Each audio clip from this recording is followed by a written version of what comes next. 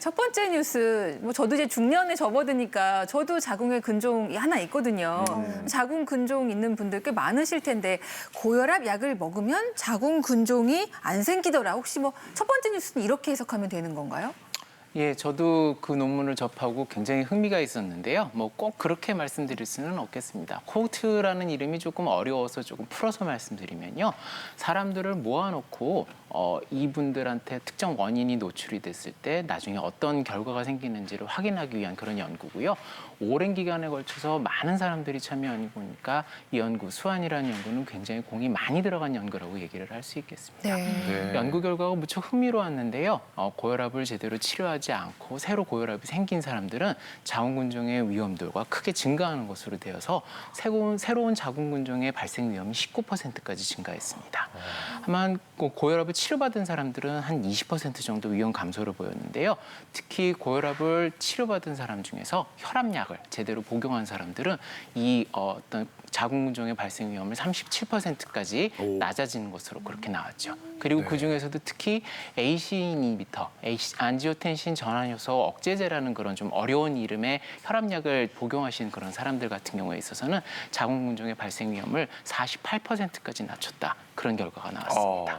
그러니까 고혈압 약을 먹었더니 자궁근종의 예방 효과가 있었다는 말은 자궁근종이 고혈압 때문이라는 말인가요, 교수님? 뭐 일단 이 연구만 보면은 그렇게 얘기를 할 수 있겠지만 네. 사실은 확실하게 인과관계가 정해졌다고 얘기하기에는 조금 어렵습니다. 다만 이제 여성 호르몬과 같은 것들이 이제 갱년기, 뭐 중년기 이후에 있어서 좀 변화가 있고요. 그 다음에 비만이라든지 뭐 호르몬 이상, 그 다음에 뭐 당뇨병 같은 여러 가지 대사 질환 같은 것들이 자궁근종의 발생 위험을 높이고 뭐 연구에 따라서 한 3배까지 높인다고 되어 있습니다. 고혈압 역시 굉장히 중요한 대사증후군의 위험 인자이기 때문에 고혈압이 아마 자궁근종 발생에 부분적으로 기여하지 않았을까 그렇게 생각합니다. 네. 왜 그 자궁 근종의 그 위치가 안 좋거나 크기가 큰 분들은 막 출혈도 되게 심하고 통증이 심해서 되게 고생하시던데 그런 분들이 이 뉴스를 보시면 고혈압 약에 관심을 가지실 것 같은데 어떨까요, 교수님? 예, 사실 고혈압 약을 쓰면 이 연구 결과만 해석을 하면 자궁근종에 도움이 될 가능성이 있겠는데요. 하지만 이게 완전히 입증이 된 것은 아니고 제가 봤을 때는 고혈압 말고 몸의 여러 가지 사항을 아까 말씀드렸듯이 대사질환의 발생과 위험과 자궁근종과 영향이 있다고 그랬었잖아요. 그래서 건강 관리를 충실하게 하시는 것이 좋지 않을까 그렇게 생각합니다. 조금 더 풀어서 얘기를 하면 네. 이 고혈압 때문에 아마 그 자궁으로 가는 혈관에 있어서 동맥경화성 변화가 생길 것이고 그것이 자궁근종을 자라게 하는 이유가 될 거라고 생각을 하거든요. 그래서 아마 후속 연구가 필요할 것 같기는 한데 도움이 될 개연성은 충분히 있겠습니다. 네. 자, 두 번째 한 뉴스는 봄철 사마귀 주의보입니다. 저는 이 전염성 있는 바이러스성 질환이라고 해서 놀랐고요. 일단 봄철에 많이 생긴다는 것도 처음 알았습니다, 교수님. 네, 사마귀는 봄, 여름에 인유두종 바이러스라는 바이러스성 감염 질환입니다. 네. 인유두종 바이러스 하면 조금 더 유명한 질환이 있죠. 자궁경부암. 네. 자궁경부암도 같은 이름인데요. 번호가 달라요. 자궁경부암은 16번, 18번, 31번, 33번. 네. 인유두종 바이러스가 일으킨다고 하면 우리 발바닥 사마귀나 이런 손가락 사마귀 같은 경우에는 1번, 2번, 뭐 27번 같은 다른 번호기 때문에 두 개를 헷갈려 하시면 안 되고요. 특히 봄철 같은 경우에는 우리 너무 피곤하고 나른해서 면역력도 떨어지지만 많은 접촉들이 있어요. 따라서 우리 피부가 많이 손상돼 있거나 특히 아토피 피부염처럼 피부 장벽이 손상된 경우에는 바이러스 감염이 쉬워지고 사마귀도 잘 생길 수 있습니다. 네. 예전에 저희 아이 어린이집 다닐 때 가끔씩 이렇게 사마귀 조심하라고 이렇게 정보 알림이가 왔었어요. 네. 저희가 아토피가 있으니까 무심코 만지고 긁을까 봐 굉장히 신경 쓰였던 그런 기억이 나요. 네, 사마귀는 바이러스성 질환인데요. 특히 발바닥 사마귀 같은 경우에는 우리 각질 밑에 사마귀들이 뽀글뽀글 모여 있어요. 그래서 닿기만 해도 전염될 가능성이 되게 높거든요. 이전에 저희 환자는 키보드에 감염돼서 온 적이 있었어요. 그 연구실에 한 분이 키보드를 했는데 엄지손가락에 큰 사마귀가 있어서 네. 전 연구실에 감염된 경우도 있고 세상에. 또 하나는 자기 혼자서 막 감염을 시켜요. 발바닥에 있으면 있으니까 이거 뜯어보겠다고 아. 손가락을 열심히 뜯어요. 그럼 어디 오물까요? 손가락. 어머. 내 손가락에 오면 가만히 있으면 되죠. 네. 또 하고 싶은 게 있잖아요. 아무도 안 볼 때. 코를 만져요. 그렇죠. 코 안을 파요. 그러면 코 안에 사마귀가 막 자라요. 코 속에요? 그러면 그거 레이저 하려면 정말 너무 힘들어요. 또 하나는 앞서 말씀드린 게 물사마귀거든요. 물사마귀는 이거는 조금 다른 바이러스인데요. 물사마귀 바이러스 같은 경우에는 마치 주머니 안에 석류가 들어있는 것처럼 있어서 조금만 건드려도 그 바이러스 덩어리가 밖으로 푹 나오게 돼요. 네. 따라서 내가 긁으면 긁는 대로 따라가고요. 이게 나 혼자만 걸리는 게 아니라 우리 어린이 친구들한테 나눠주죠. 특히 네, 아토피 그렇죠. 피부염이 5명 중에 1명이 있는데 어린이집에 가서 서로 만지다가 옮는 경우도 있고요. 우리 친구들하고 놀다가 또는 형제하고 놀다가 와서 정말 언니도 걸리고 동생도 걸리고 오빠도 걸리고 동생도 걸려서 제가 모든 식구들을 치료한 적도 있습니다. 그만큼 전염성이 높습니다. 적나라하게 말씀해 그래갖고, 주시니까 예. 다 와닿네요. 예. 그래갖고 어렸을 때 그렇게 사마귀가 많아. 저도 막 손에 많았거든요. 네. 근데 할머니가 이거를 식초에 담그면 된다고. 식초에 담그면 뜨거워갖고 네. 이 녹는 것 같긴 해요. 아니면은 또 그거를 실로 막 묶어서 이게 다음날 이게 툭 떨어지거든. 언제적 얘기하시는 거예요? 저 옛날 얘기거든요. 이래 되는 건가요? 제발 그러지 마세요. 안 되는 거였어요? 제발 절대 안 그러지 되는 마세요. 거구나. 그 있잖아요. 빈대 잡다가 초가상간 다 태우는 것처럼 그렇게 녹이면 피부가 손상되니까 감염이 돼서 봉화지겸으로 퉁퉁 부어서 뭐 어이구. 이틀 동안 항생제 쓰고 입원하고 정말 난리를 쳐야 되는 경우가 있기 때문에 네. 절대 그런 민간요법을 하시면 안 돼요. 우리 사마귀 치료하는 방법은 앞서 말씀드린 대로 사마귀가 숨어 있는 것들을 깎아요. 근데 사마귀랑 티눈이 좀 다른 게 깎아보면 사마귀는 자기가 살겠다고 혈관이 많이 있어서 피가 막 조금씩 나오고 있고요.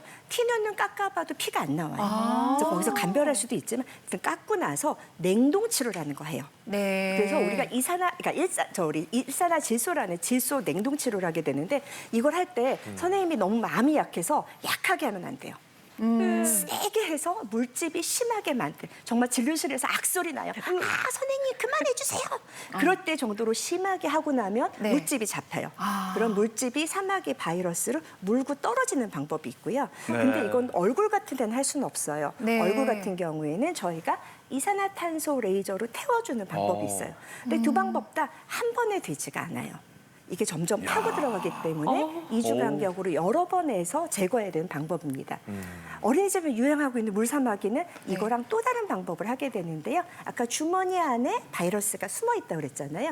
걔를 물사마귀 어떤 그 포셉이라고 하는 핀셋으로 하나하나 다 짜줘야 돼요. 자, 거기서 질문. 네. 한 개 있을 때 오시는 게 나을까요? 5개 있을 때 오는 게 나을까요? 100개 만들어 오시는 게 나을까요? 빨리 달려가는 게 이 낫겠는데. 얘기는 몇 개 없을 때 오시면 저희가 쉽게 짜서 물리적으로 제거해 드릴 수 있는데 여러 개 퍼뜨리면 서로가 너무 괴로워지기 때문에 네. 빨리 병원을 방문하시기 부탁드립니다. 교수님, 그 손위생 같은 거 좀 신경 쓰면 조금 나을까요? 아니면 방법이 없는 거예요, 이거? 네, 사마귀? 손위생을 조금 네. 하는데 자기의 기저적인 질환, 아토피 피부염이 있거나 피부에 상처가 있거나 네. 아니면 수영장을 오래 다녀서 발이 불어 있거나 가끔 태권도장에서 그렇게 올마와요. 네. 한 친구가 맨발로 얍 그쵸. 했는데 발바닥에 올마오는 경우가 있기 때문에 항상 양말을 신고 네. 그다음에 손을 깨끗하게 씻어주는 것을 권장드립니다. 네. 그 어렸을 때 사마귀 생기면 친구들끼리 사마귀니까 사마귀는 사마귀로 해결해야 된다. 물어뜯게 해야 된다. 이거 아니겠죠? 우선 사마귀가 없어요. 네. 없죠. 환경오염 의심에서 없어서 뜯으면 안 되고요. 앞서 말한 정통적인 치료 방법들을 네. 권유드립니다. 알겠습니다. 몰랐네요. 우리가 띠동갑인데 또 같은 세대 같은 그 추억을 공유하고 아니, 사마귀는 누구나 걸릴 수 있죠. 우리 네. 때도 하던 농담이었거든요. 초장에 빨리 병원에 가서 제대로 치료받으시길 바라겠습니다. 저는 이 세 번째 한 뉴스가 많이 놀랐어요. 왜요? 보통 진주가 이제 조개 안에 진주가 있다고 맞아요. 생각하는데 어떡해. 미세 플라스틱이 가득 쌓여 있다? 그럼 이거 제거를 해야 되잖아요. 네, 근데 뭐 너무 걱정하지 않으셔도 되고요. 네, 맛있게 안심하고 드셔도 되는데 일단 세척을 깨끗하게 하면 거의 다 제거가 됩니다.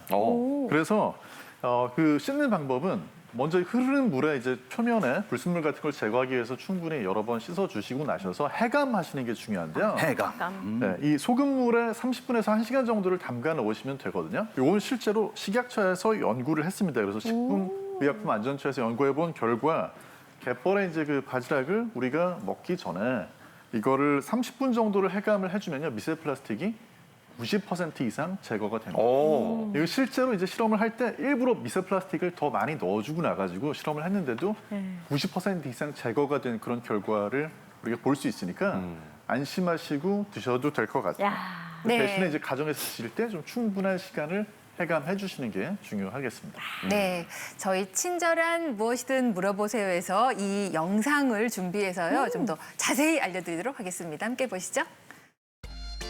입맛을 돋우고 면역력을 높여주는 봄철 조개류. 안전하고 맛있게 먹을 수 있는 비법 알려드립니다.